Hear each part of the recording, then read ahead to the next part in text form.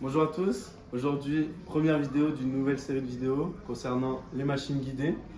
On commence par la chest press. Donc l'intérêt des machines guidées, ça va être pour les débutants, pour bien apprendre le mouvement, pour avoir un bon ressenti. On peut faire des séries longues, des séries courtes, on peut aussi travailler en force sur ce type de machine. Et ça va surtout apprendre le mouvement. Voilà, le mouvement est guidé par la machine, donc c'est accessible à tous. Donc on commence par la chest press. Ici, ça va permettre de travailler les pectoraux.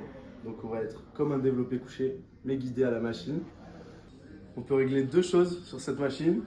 Les poignets, en avant et en arrière. Et aussi l'assise, ce qui va être le plus important.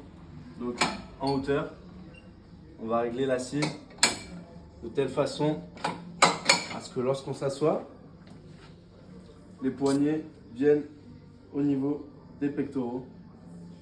Donc les deux poignets. Donc il va falloir avoir les pieds ancrés dans le sol et les genoux à 90 degrés, si ce n'est pas le cas. Et si on est trop petit ou que le dossier doit être plus haut pour avoir les poignets au niveau des pectoraux, on va rajouter un step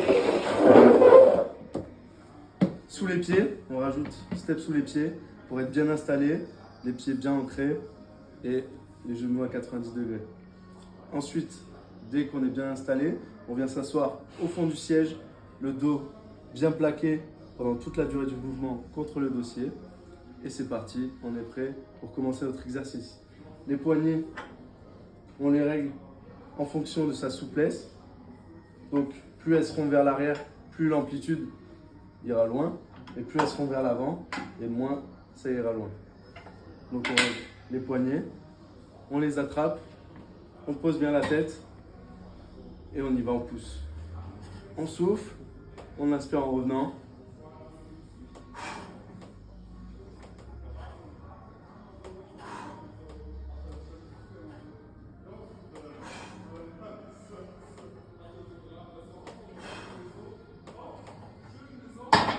Petite particularité de cette machine, elle peut être travaillée en unilatéral.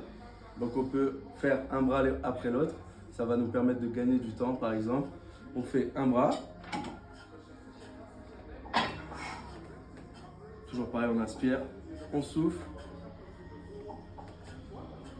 Et sans temps de repos, on passe directement au deuxième bras.